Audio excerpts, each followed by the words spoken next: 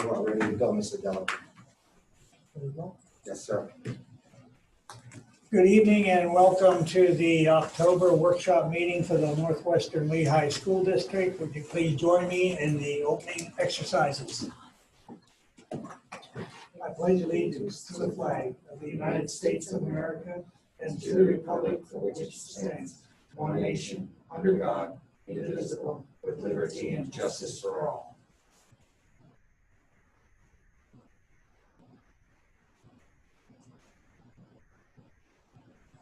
Thank you, and please be seated. And Mrs. Pertinio, will you please call the roll? John Cassiano, Here. Willard Delaker, Here. Joseph Batzinger, Here. Todd Hernandez, Here. Todd Leiser, Here. Alan Rex, Here. Rachel Scheffler. Here. And James Warple. Here. Thank you. And we have an agenda in front of us. There are no changes on the agenda. Are there any questions or comments about the agenda? Hearing none, I would ask for a motion to approve. Approve, Rex. Motion by Mr. Rex, Second. second by Mrs. Scheffler. Any comments, questions about the agenda? Hearing none, all those in favor, aye.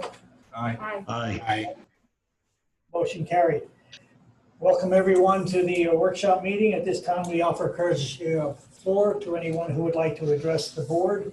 If you would like to speak, please raise your hand on your Zoom connection and Dr. Sosnovic will pipe you in. I do not see anyone, sir. There's nobody in the waiting raising their hands, so we'll move on to curriculum and building issues. And the first item this evening is a presentation of the Future Ready Comprehensive Plan. Dr. Sosnovic. Thank you, Ms. Partinio. Can you please put that up for me? And I will ask you to advance slides as we go along. Okay. The slide clicker is down there on the bottom, and I believe you could use the arrows on your on your thing as well. Okay.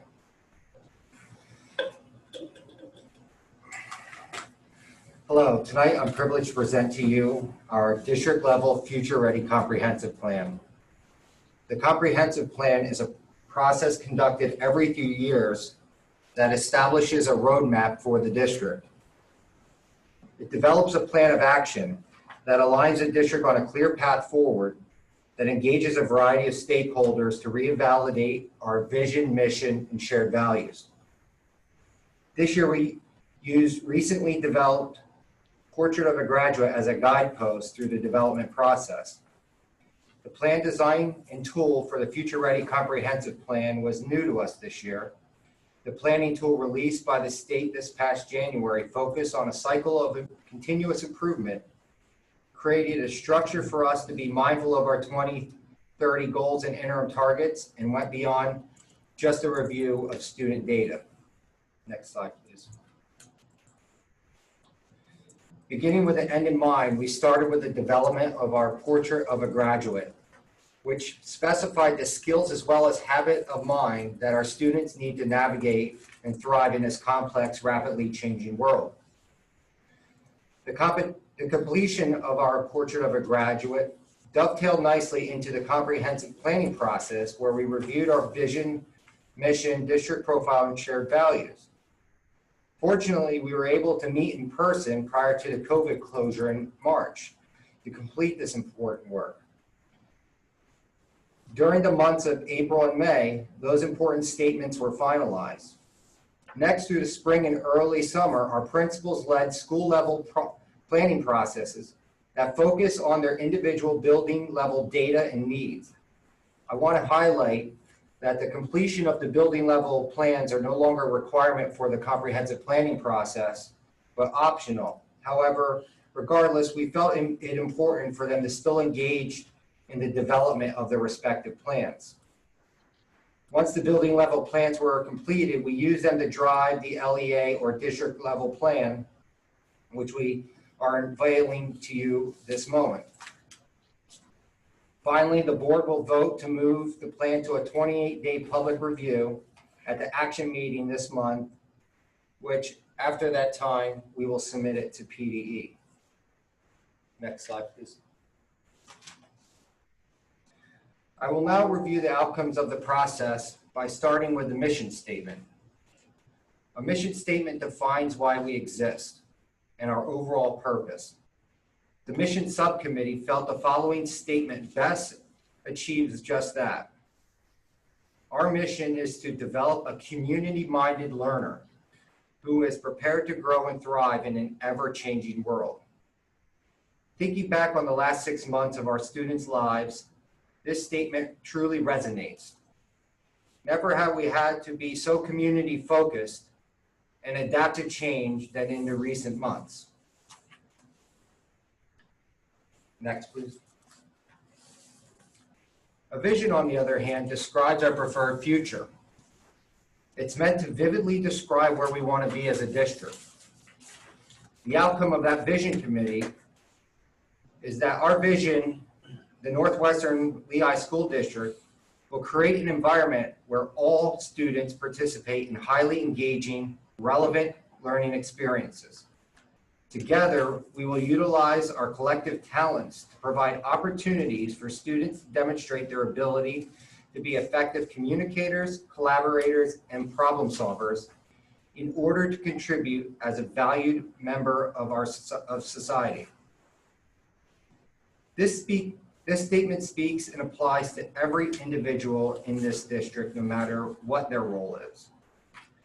We all have a stake in creating a conducive environment for our students to thrive, and only together will we be able to achieve this ideal vision. Next, please.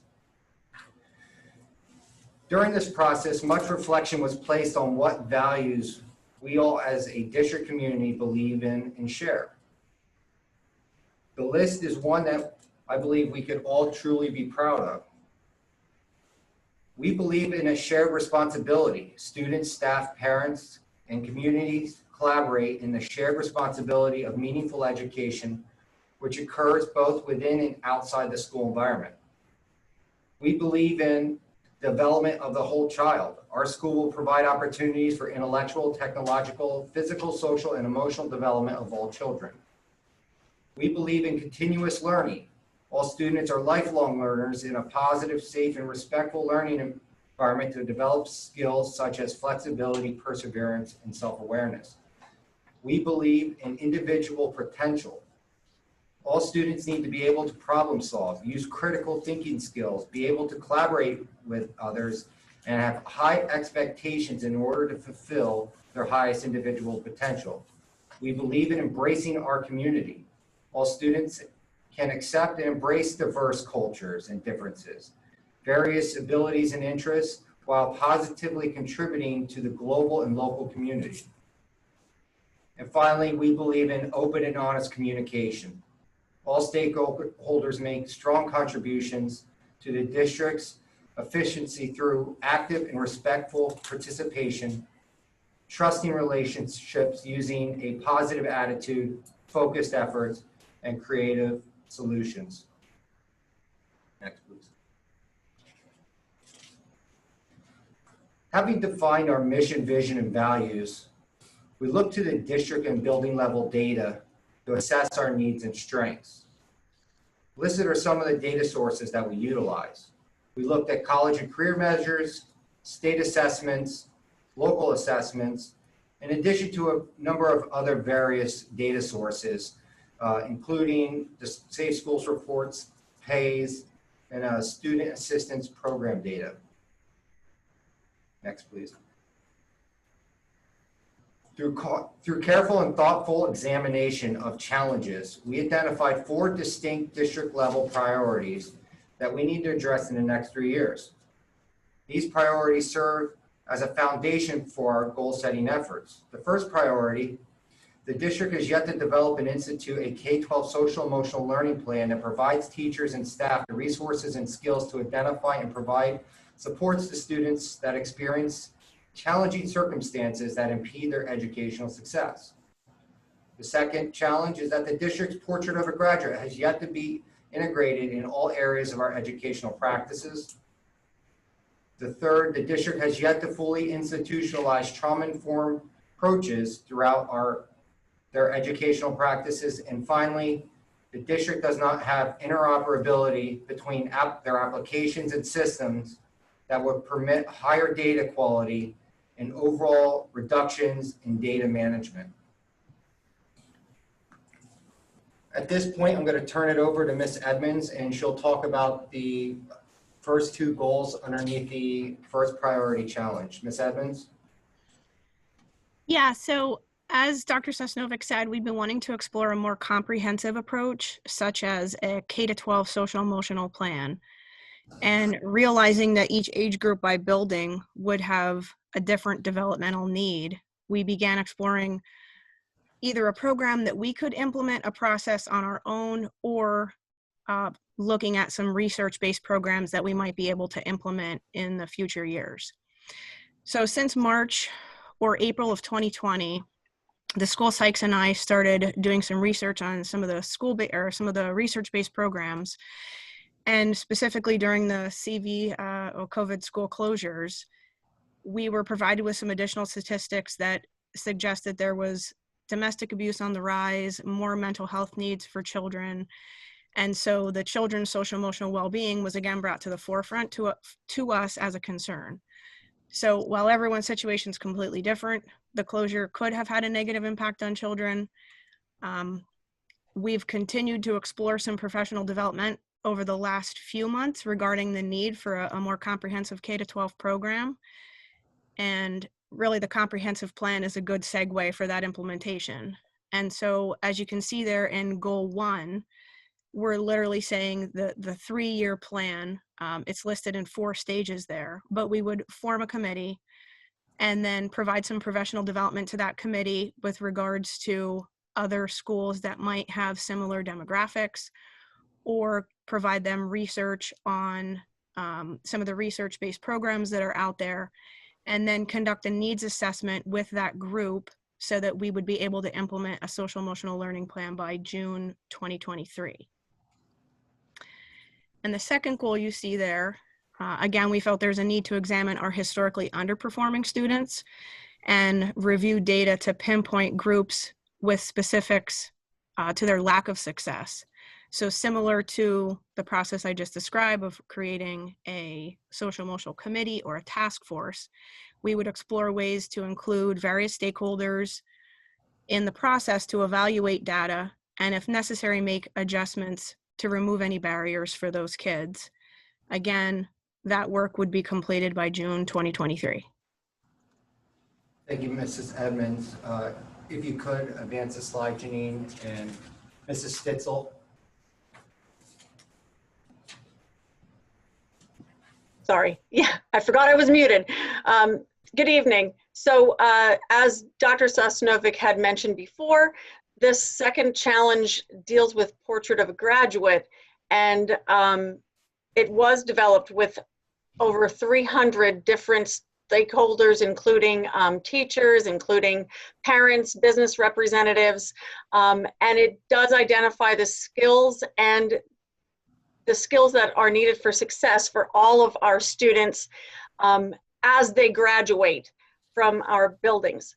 So the development of the Portrait of a Graduate, however, was just the first step in a multi-year process in order to get this really instituted within our schools. So the goals that are seen on the slide here will allow us to take those next steps to ensure that it becomes a link between all of the district initiatives, and that is really the goal of the Portrait of a Graduate.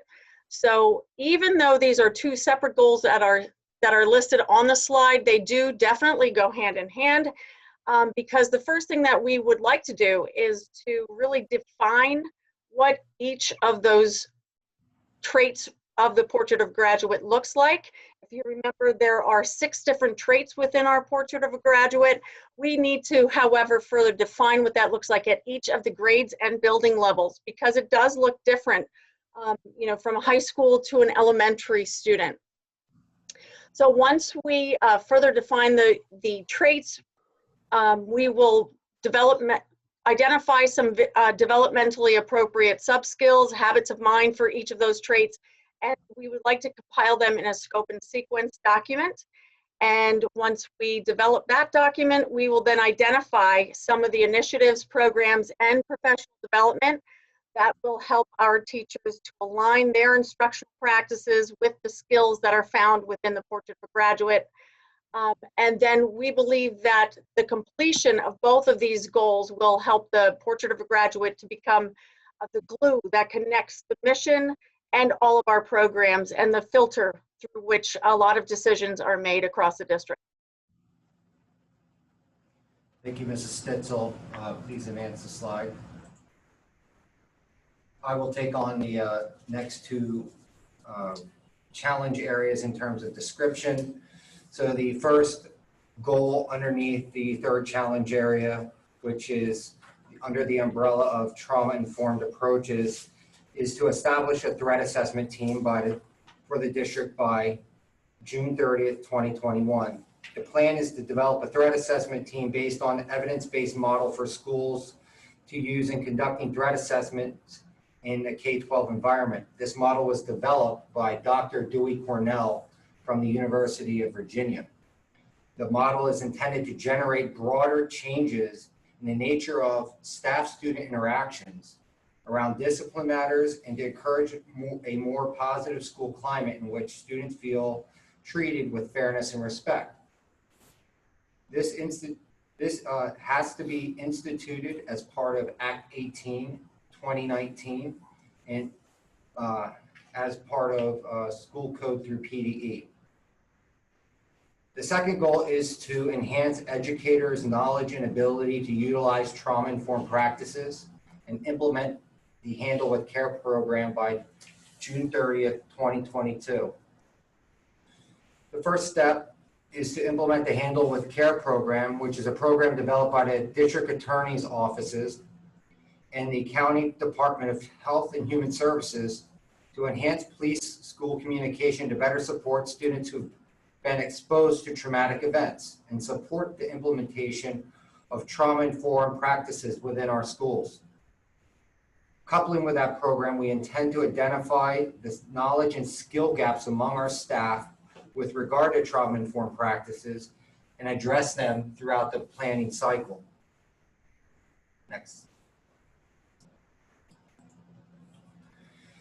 Finally, we must, as a district, continue to strive to improve our technology systems and services for the purposes of improved efficiency and cybersecurity. The first goal is to implement a Windows directory service by June 30, 2022 that will serve as a foundation for us to begin increasing interoperability of data systems throughout the district. In addition to greater overall control and security of those accounts, we use everyday instruction in our operations. The second goal is extremely complex. Although it fits on a line and a half, I can tell you this is one that will impact every stakeholder in this district. The goal is to evaluate the need for a different student information system and complete the recommended course of action by June 30th, 2023. Our student information system is our primary core system that manages all data regarding students. It's used by staff, teachers, students, and parents daily for items such as grading, scheduling, communication, health records, IEP, basically everything and anything associated with educating and supporting our students. Moving this system is no easy task. However, over the past 5 years, student information systems have greatly matured. And we believe that the district would be best served by evaluating other systems to ensure that we have one that best meets our needs for our current environment as well as our future. Next, please. With regard to next steps, we plan to post the plan on our website for 28 days for public review. We will ask for board adoption in the November 8th, 18th board meeting. And after that, we will submit it to PDE by the deadline of November 30th, 2020. Effective December 1st begins the important work of achieving the plan's objectives that we laid before you tonight. At this point, I'm glad to take any questions, as well as Mrs. Edmonds or anyone else on the leadership team that's present.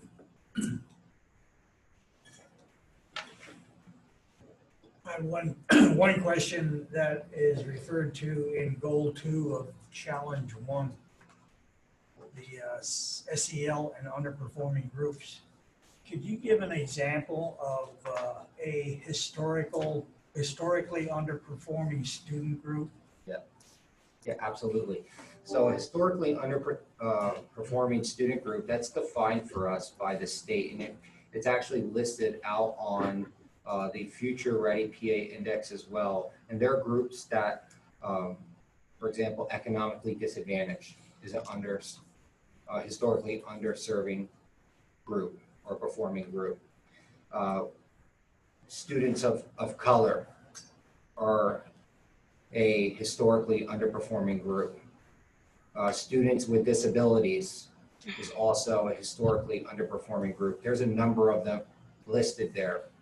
And so as we explored our data, we've noticed over time the trend that, just as the name implies, they are historically underperforming student populations. And we have not, other than in our daily operations and planning, taking an aggressive look is to identify what barriers may be causing them to have the success that we believe that we know that they could have. So hope that answers your question. Thank you. Anyone else have any other questions? Dr. Sosnovic, it's Jim. Question in regard to the threat assessment and protocol and the handle with care. Both of these are concepts I was familiar with a long time ago, but some of the things that you just said about them suggest to me they may be very different than the understanding I have of those issues. Would it be possible to have a synopsis of what those two things look like? You suggested that the threat assessment program was, I didn't catch the name, you said attributed to someone from somewhere? Yes.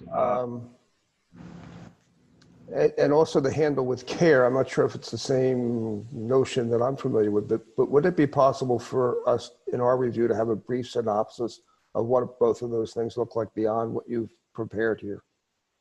Yeah, absolutely. I can provide some more detail for the board and the weekly report, but I will tell you, Dr. Warfel, that these are two initiatives and programs that have come as of late based on a number of events that have transpired in K-12.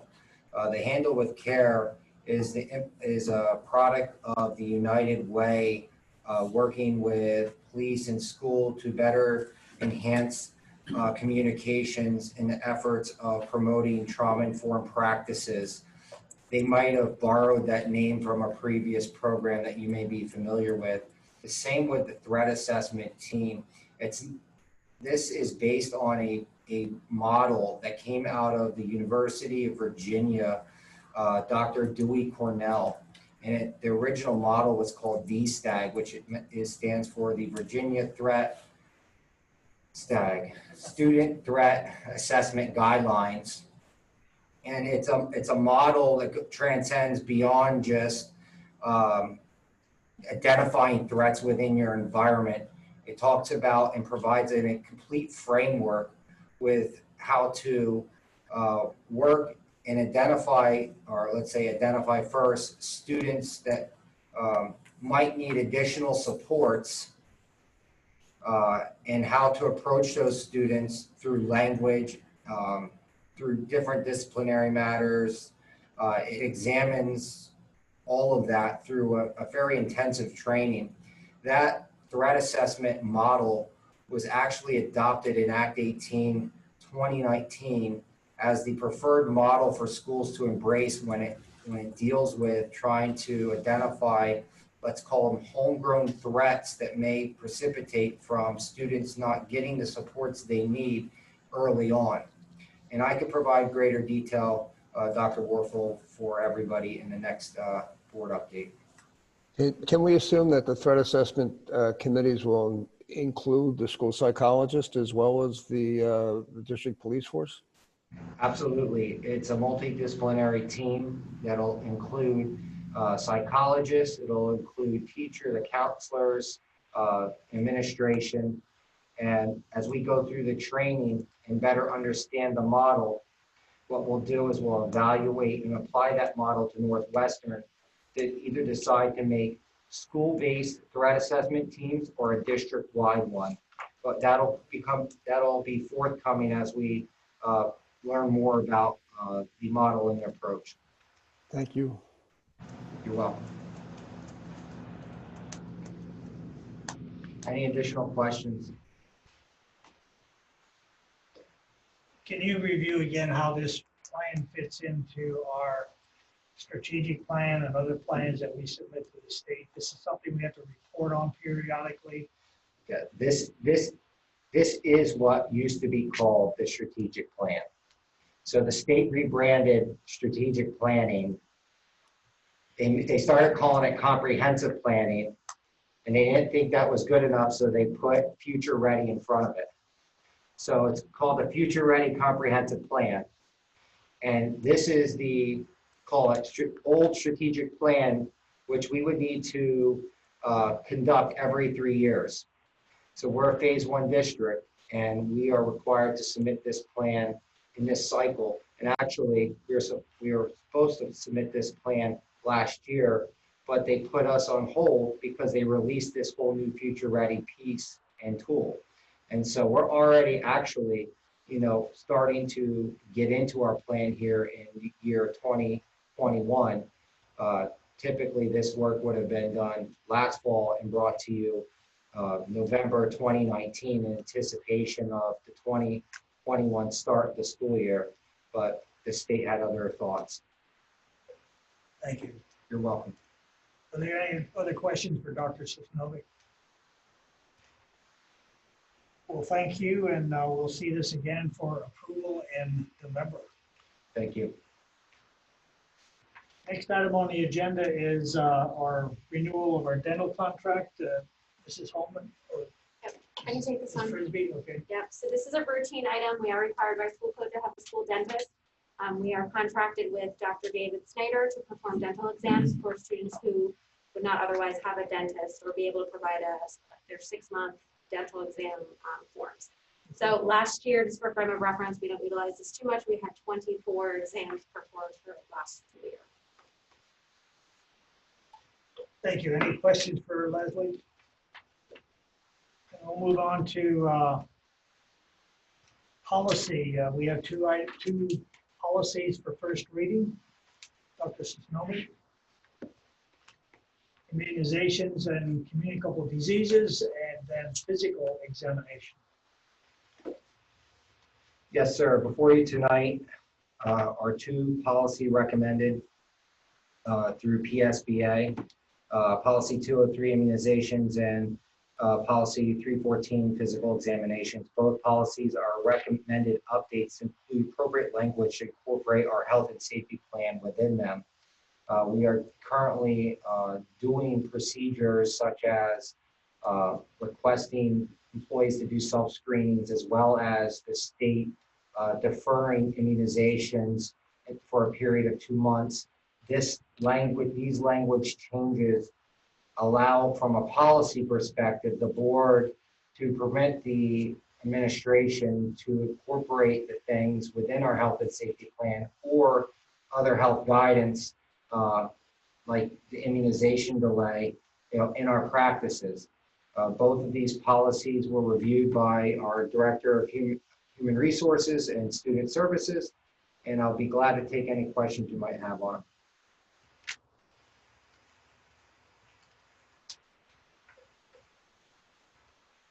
Okay, hearing no questions, I think we'll be able to read it in the next 30 days and take action in November. Next item on the agenda, I think we moved down to district finances. Unless you'd like to put something in operation? I do not have anything in operations unless the board has any questions.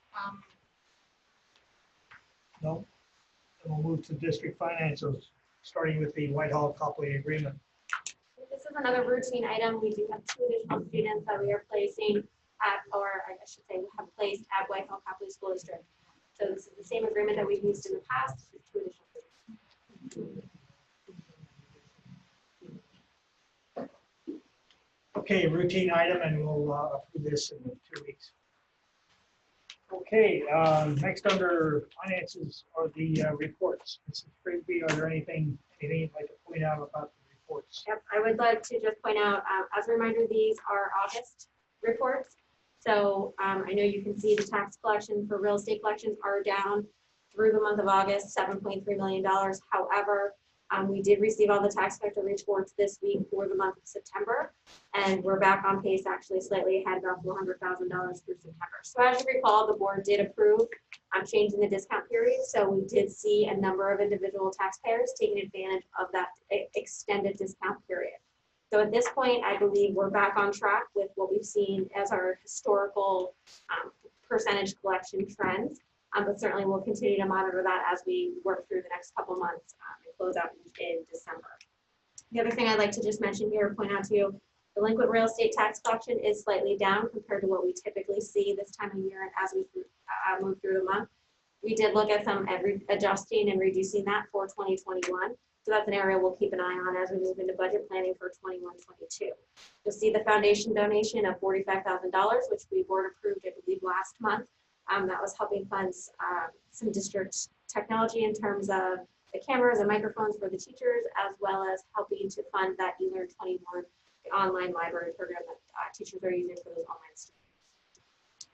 You can see strong revenue collection from the state. At this point, we don't have any indicator that we won't receive all of our state money, although certainly we're pretty early in the year to know that the state may fall short in their revenues and we may not see everything that was promised to us as we get to the end of the year.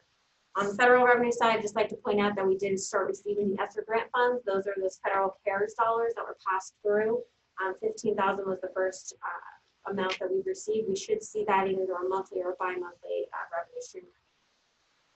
Earned income tax collections, although that's looking like it's trending consistent with prior years, we're still on a timing difference with EIT and with Berkheimer. We have been in touch with Berkheimer pretty frequently. We are anticipating still holding about a 10% reduction in overall collections on the year. So we'll continue to monitor that and obviously make adjustments as we see fit moving into 21-22. Expenditures were pretty routine. You'll see salary and benefits are lower than usual. That's because of the closeout of the 19-20 school year and the way that our financial software automatically posts payroll back to the 19-20 school year for those 10 employees. That's all I have for reports unless there are any questions. Thank you, Leslie. Are there any questions for Leslie? Under property, it's showing tents at 16,000. Do we buy tents or renting tents? So both. We did purchase several tents as well as we're renting several other tents. So currently we have, I believe we still have some of those rental tents on site. We will be returning those as the weather gets cooler and we no longer use them, but we did purchase some tents. And those particular tents that you see for 16,000 are included in the PCCD grant funding that we received. So that was provided for grant, paid for through the grants. Okay. Okay, any further questions for Mrs. Frisbee before we move on? Thank you, Leslie.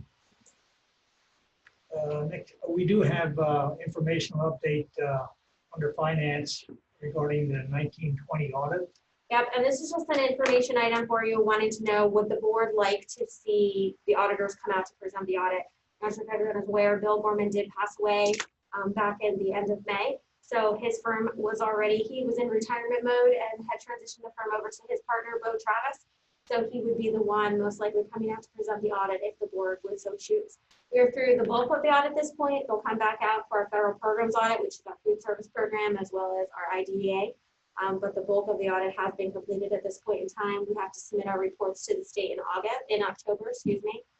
So typically we look at a January, depending on scheduling, a February timeframe if you want to see the auditors come to present, they would come to the board meeting. So just looking for, would you like to have them come out to present or not?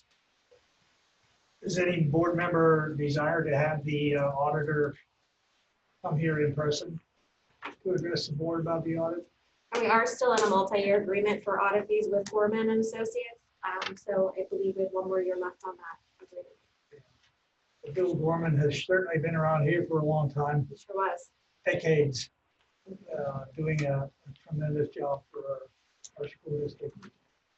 And Yeah, he was certainly missed this time around. It was weird not seeing Bill out here for our audit, even if it was just the figurehead of him being here and his presence. But his team has stayed intact and continues to provide the quality audits that we've seen in prior years. Well, I didn't hear any response to request the auditor to be here, so we'll just do it on paper. Okay, thank you. Thank you, Leslie. There's no old business on the agenda. Do any board members have any old business they'd like to discuss? Yeah, Mrs. Tolman, can you give us an update now about where we are with our COVID experiences in our schools? Sure. Some of the board members had asked for continual updates to come to the board meetings. And so I will give you a brief synopsis and certainly take any questions that we can.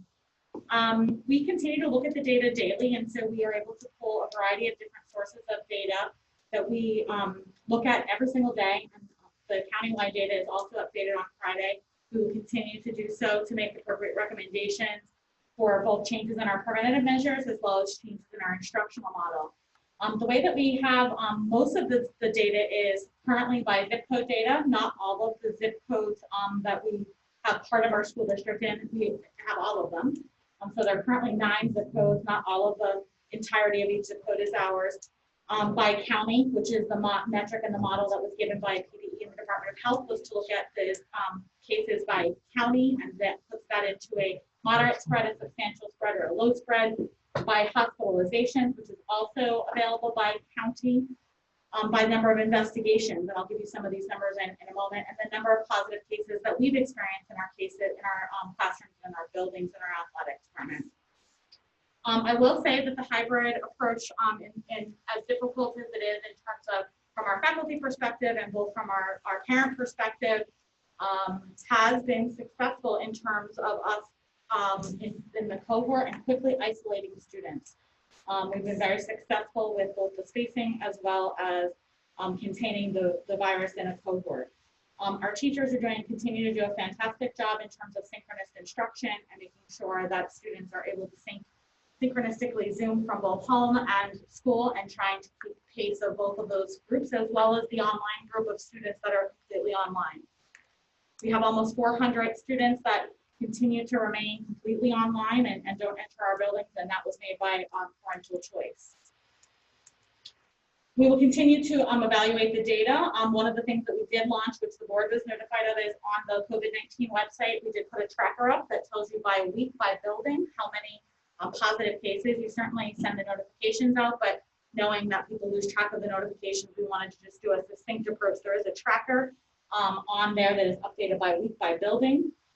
We continue to update our COVID website, so any of the newest guidance that seems to be coming in hourly. We've recently received information about spectator changes with Mr. Zimmerman has rolled out. All of the newest guidance and changes are on our COVID-19 website, and we do send those out via email. But if you ever lose track of the variety of number of emails that we've been sending lately, the COVID-19 website is certainly a good place to go. Just some facts. Since the beginning of the school year, this is 8/31 to last Friday, 10/2, the district did investigate 83 different total investigations, and that's over 33 days. This has happened, I would say, 7 days a week since that school day, or since the beginning of school, and that is an average of 2.5 investigations per day across those 33 days. Not all of those are positive cases, certainly. That could be symptomatic, that could be someone going through a screening, that could be someone going through testing, that could be someone awaiting testing, whether that be a student or a staff member. And so 83 investigations we've done since the beginning of the school year that were COVID related in some way. Positive cases that you will see on the tracker by building right now there are 2 in the high school. There have been 2 in the high school.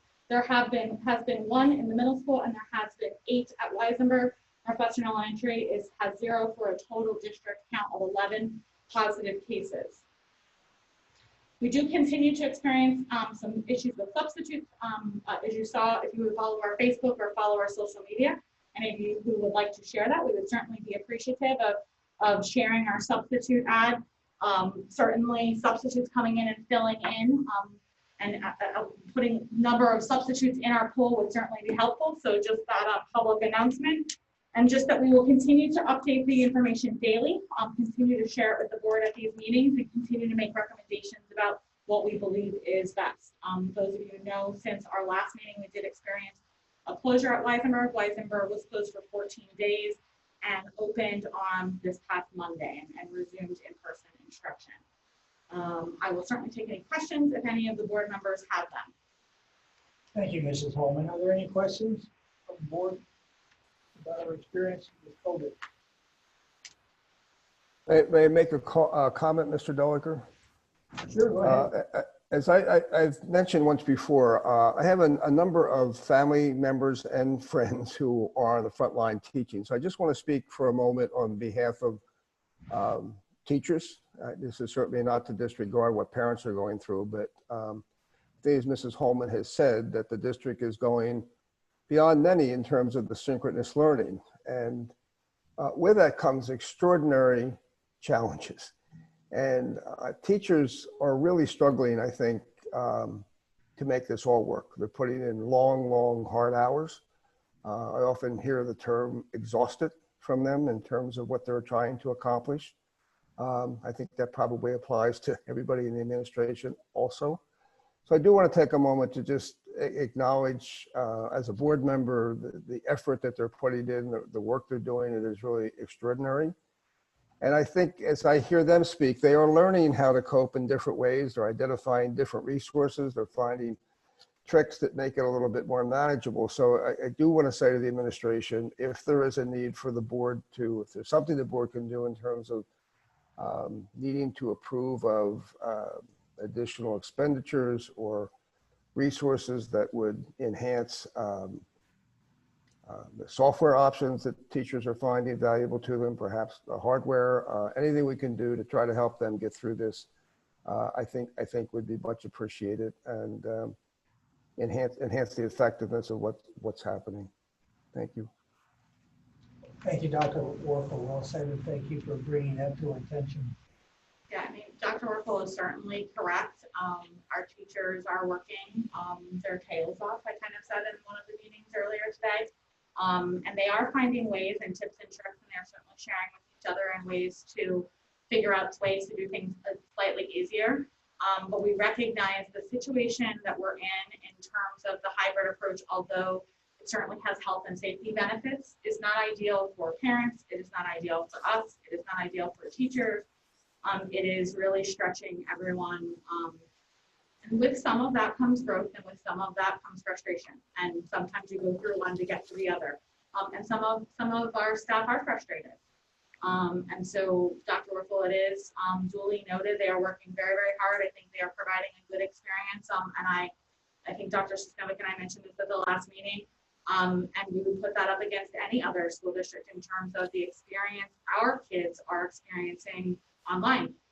I think that the trying to keep them together and the level of content that our teachers are able to get through is amazing and extraordinary. They are really inventing a new system in terms of how to make it work. It's different even than what we did in the spring. And in some ways, I think most of them would argue probably more challenging. So remote instruction, although it had its challenges, I think keeping everyone all in one mode, in one place, probably was easier.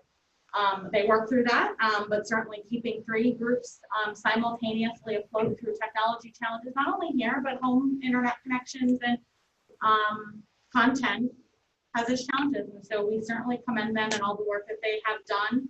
We're trying to support them through, that was one of the purposes of the cameras that Mrs. Frisbee talked about earlier in terms of the technology. You can learn 21 content. There are a number of different subscriptions. Seesaw, for those of who have elementary students, being one of them that we did purchase this year in an effort not only to make things more synchronous for teachers, but also for parents. And so trying to find one location where parents were going for content seemed to be something that was requested. And so that was one of those things that was certainly a double benefit. It benefited parents and it benefited students and it benefited teachers. And so we will continue to seek those things out and seek feedback. I know every one of our principals has done conversations with either department chairs or subject area folks to try to come up with solutions. I think they all, from what I can gather, see value. As difficult as the synchronous Zoom is to manage, some other districts have chosen not to take that route and to take an asynchronous approach. I think all of our staff see the value in the synchronous teaching that they're doing, even though it causes challenges in managing all three of those groups at the same time. Anybody have anything to add? Thank you. Any questions? I just have one comment. I just think it's something that we need to think about on the days that there are permanent staff members that are out and there are substitutes in the classroom. There are challenges on how those students who those cohorts are home and are trying to be a part of the asynchronous learning with substitutes. So I know that that's a challenge, right, as we experience influxes of staff who are in and out for various reasons. You know, those classrooms that are having substitutes, I think is a gap. I don't know what that solve is, right? Like I'm not suggesting that there is an answer, but I just wanted to bring it to your attention that you likely know this. But I worry about what that looks like as that number of required substitutes could grow. And they are on days when those children are at home when the other half is in school. You bring up a valid point. I mean, the complication with substitutes is multifold. It is certainly filling vacant positions with substitutes. Some of which are day-to-day, some of which are short-term, some of which are long-term substitutes, which all have different layers of complication. And so one of the good things is the Google Classrooms that we have set up. One of the complications is depending upon the necessity for a staff member to leave and the immediacy in which they do might or might not allow us to get another teacher, even a substitute, into that classroom as a teacher. And so the teacher sets up the classroom. They are the teacher, just like on Canvas or on Schoology or any of the other learning management systems, and the immediacy in which some staff members, if it's an illness, getting a substitute. I mean, Mrs. Matika and Mrs. Stitzel, who might still be on, did survey substitutes about what technology training they need to do. What we discovered is even with some of the technology training, it truly is us getting them access to the classroom, physical access to the classroom, as well as getting them up to speed with where they physically are. And so it's not just as simple as grabbing a substitute plan. And so we continue to, I'll say, work through those challenges of what's the best solve. Right now, our staff that are regular staff members in those classrooms are planning asynchronous lessons for those students for short-term absences, recognizing also that's not ideal. But we have had some more long-term absences that for one reason or another, we either need to get a substitute in a Google Classroom and up to speed with how they can then facilitate that classroom electronically, or in some cases where we have permanent vacancies where we've been unable to fill positions, which we have several, we have other staff members have picked up additional duties to pick up the responsibilities for those classrooms. Mrs. Matika or Dr. Susamek, you are welcome to add to that. The only comment I'll add is that we recognize it. We know it's a concern. Like you mentioned before, we're not sure of the solve right now for all the reasons that Mrs. Holman just explained, but we are definitely sensitive to the situation when substitutes are needed and the continuation of what needs to happen for learning. Yeah, and the only comment I would make, because I was heavy on the substitute comment, is just to be crystal clear, our staff have not reported to work in any fashion. The illnesses that we are seeing are typical traditional school year illnesses or absences that are of a traditional manner. I do think that we have less substitutes than we picking up jobs, not less people picking up jobs than we have had in the past. And then that is compounded if one of our staff members happens to, for their own illness or a household contact, end up in quarantine themselves, because that is a longer extended absence than you would traditionally have. So if a staff member becomes ill or someone in their family becomes ill, the potential for them to get quarantined for 14 days or 24 days is also a possibility. And that is atypical for a time period that a staff member would be out, unless it would be a long-term illness. And so you say as it increases, we also anticipate should staff get sick, that there will be some quarantine that will compound that issue slightly. Thank you for that question. Any other questions before we move on to new business? 2 questions. Yes, sir. One is, you mentioned 400 completely online. Any changes in that number? Are we seeing movement one way or another? We ask people to lock in for the marking period. We have taken medical requests or requests that were obviously based on a medical need to switch. I'm going to pull it up. I think it's 392 right now exactly. 389. Thank you. 389 we have, so I know we're close to 400. Students that are enrolled in the completely online option. So the good, as I mentioned in the last board meeting, the good and the bad of that is they continue to remain on our rolls and they continue to remain Northwestern students. The disadvantage is all of the aforementioned complications with handling a group of online students. But 389, at the very beginning, we did allow a shift for, I want to say the first 2 weeks or so, but we haven't taken shifts after that. At the marking period, we will again see whether or not there are shifts depending on the recommended load after November 4th or 5th. Second question or observation, my question on tents related to finance is tied to this point, which is if you look at the Mathematica research study that came out, and I know you shared it with us, one of the recommendations in there is outdoor settings and continuing to emphasize the importance of sunlight. Vitamin D, we know, combats this virus. I would love for us to continue to focus on outdoor activities through the cold weather. I know that presents some challenges, but we got pretty tough kids in this district, and there's very few days in this climate that we can't get outside. So I would love to see us continue that, if not increase the amount of outdoor activity that we focus on, even if it means cafeteria, et cetera, and get some heaters or whatnot in those tents. But I'd love to see that plan. Yeah, I would probably tell you that our staff will stay and continue to use outside for as long as they are able. PE and health has certainly used it and will continue to use it. When Mrs. Frisbee mentioned certain tents we rent, certain tents we buy, the tents that we are actually renting are at the stadium. So once the stadium contests are, we don't believe we'll need them anymore. So we didn't see the need to buy them. The tents that are at all, I think all of our buildings, so Mrs. Frisbee can correct me, we have 2 tents at Northwestern Elementary, 2 at the middle school, 2 at Weisenberg Elementary. Will continue, we purchased them, and so they will continue to be able to be used. The other thing to note is at both of our elementary schools, our PTOs and PIs organizations were looking for a way to help, and so they bought what are called Citipons for all of our elementary students that they can take out to the tent, and they are plastic and they can easily be cleaned, different than like a carpet or even a blanket that might need to be washed. And so they are continuing to work with us and to try to find ways in which they can help in a new way. And the Citipons was a great idea. So every student got them, and so they can use them in the classrooms, they can use them in the hall, they can use them in big spaces, but they also can use them outside.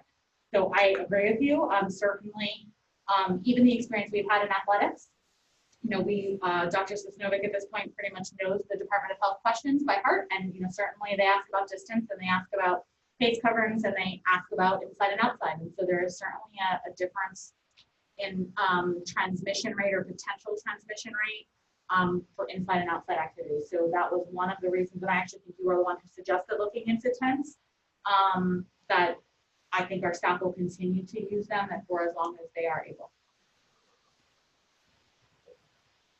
Thank you. Let's move into new business.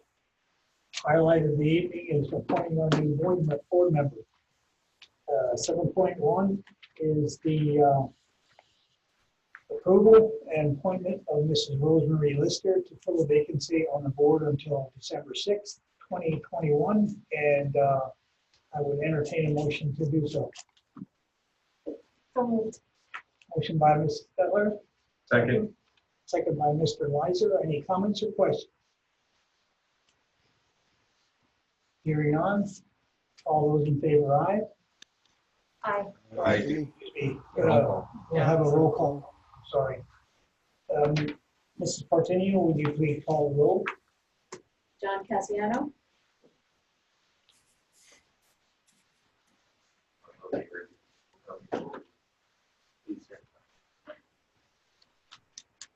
John, can you hear?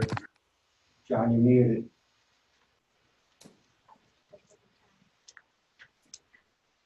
John Cassiano?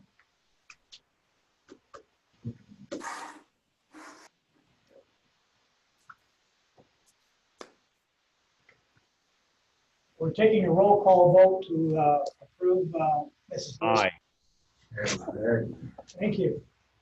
Willard Delaker, Yes. Joseph Battinger, Aye. Todd Hernandez, Yes. Todd Leiser, Yes. Alan Rex, Aye. Rachel Scheffler, Yes. and James Warple. Yes. Thank you. Unanimous vote to approve Mrs. Lister. Thank you very much and congratulations. And at this time, we will have our first ever virtual swearing in of a board member at Northwestern Lehigh. And I would ask Attorney Moyer, who was with us this evening, to read the oath and swear in Mrs. Rosemary Lister to the Northwestern Lehigh School Board. Absolutely, Mr. Delaker. Congratulations, Mrs. Lister. My name is Jessica Moyer. My name is Jessica Moyer. I am the solicitor for the school district. I have the privilege of swearing you in tonight. Mr. Delaker, as the board president, has the authority to delegate the administration of the oath, and he has asked me to administer it tonight. So with that said, I ask that you raise your right hand and repeat after me. I do solemnly swear I do solemnly swear that I will support, obey, and defend that I will support, obey, and defend the Constitution of the United States the Constitution of the United States and the Constitution of this Commonwealth, and the Constitution of this Commonwealth, and that I will discharge the duties and that I will discharge the duties of my office with fidelity. of my office with fidelity. Congratulations. Thank you. Thank you all very much for your support, and it's an honor to serve the school board and the Northwestern School District community. Thank you and welcome aboard. And Thank you. look forward to have you help us through the next year. Absolutely. I'm happy to be here. Thank you again. Any comments before we leave this item? The only thing I'd like to say is, Mrs. Lister, congratulations. You are Thank on the board from here on out, so you can listen and talk and vote on anything from here on out, although it's pretty late. Okay, that sounds great. Thank you again, everyone. Okay.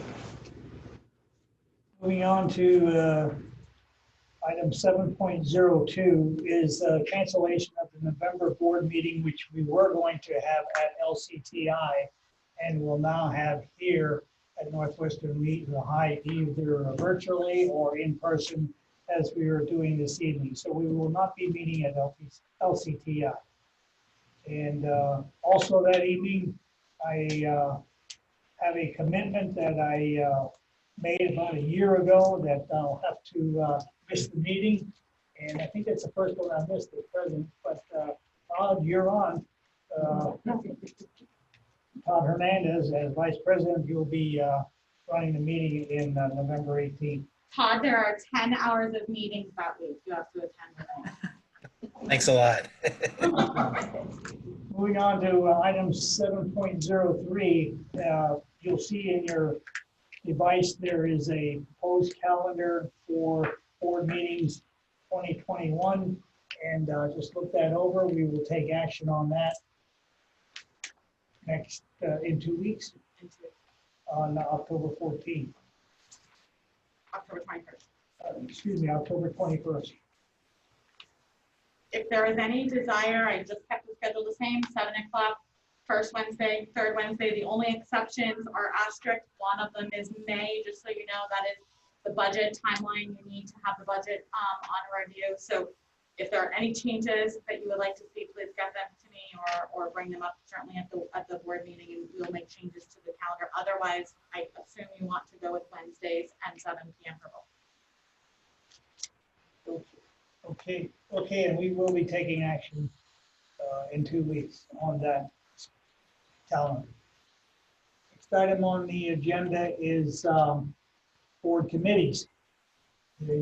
There's an attachment on your device that show all of the committees, positions, and those who are in the positions. And the highlighted positions are those that we would ask you to either contact me or Mrs. Holman and let us know if you'd like to continue in those positions, or if there's some other committee that you're interested in, so we can discuss this and hopefully finalize that at the committee members at the next meeting. Anything else? No, there is one vacancy that is on Curriculum Council, as well as the yellow that are either up on the 3-year cycle or on the annual cycle. Just affirming the people in yellow wish to continue, or if there's any additional interest. The LCTI, which is the 3-year appointment, is the next agenda. And the LCTI Joint Operating Committee rep is currently Al Rex, and with an alternate of Joe Fassinger. Spoke to Alan, and he would like to continue, and Joe would also like to continue as the alternate. So we will be taking action to appoint those 2 gentlemen at the next meeting. So we're at the point in our evening where we come to courtesy of floor. Is there anyone listening in that would like to address the board this evening? If so, please raise your hand on your Zoom device so that Dr. Snowy can type you in. I do not see anyone, sir. Okay. Nobody wants to address the board. I'd like to just remind everyone we have a budget retreat that's 6 p.m. on October 14th, where we will be getting together to begin our discussions on our budget goals and our strategy to perform a budget over the next year and actually longer, 5 years. So just a reminder, 6 p.m. October 14th. With that, I would entertain a moment. Mr. Deliker? Mr. Deliker, may I make a comment before we adjourn? Yes. Yes. I'm not sure if this is appropriate or not, but I'd like to ask that the board pause for a moment and have it in the minutes that we pause to acknowledge the passing of Reverend Dr. Gene Handwerk this past week. I hope that's an appropriate request. Reverend Handwerk served this community in tremendous ways through his ministry, and in particular, I'd like to honor his many years of service on the school board. So I hope that's an appropriate request, and you would join me in supporting its inclusion in the minutes. Absolutely. It's a very appropriate gesture that we do that in honor of Dr. Handwerk. A friend and a school board member for years, and a stellar member of the community. So let's have a moment of silence, please.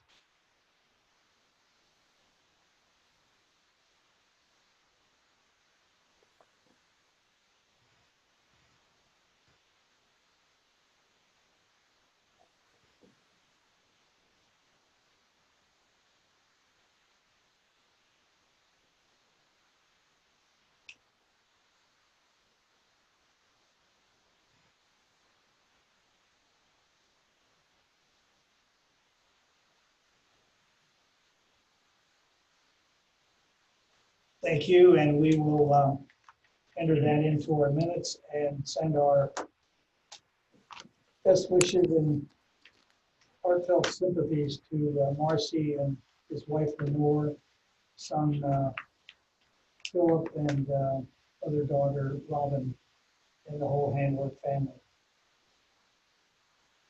Now we will resume a executive session after this meeting. Is there a new sign-in? I will send another email. Okay. Dr. Sosnowiec will send you an email so that you can log into the Zoom meeting that will immediately follow this evening. Is there a motion to adjourn? So moved. Motion by Mr. Weiser. Is there a second? Second. Second, Scheffler. Meeting adjourned.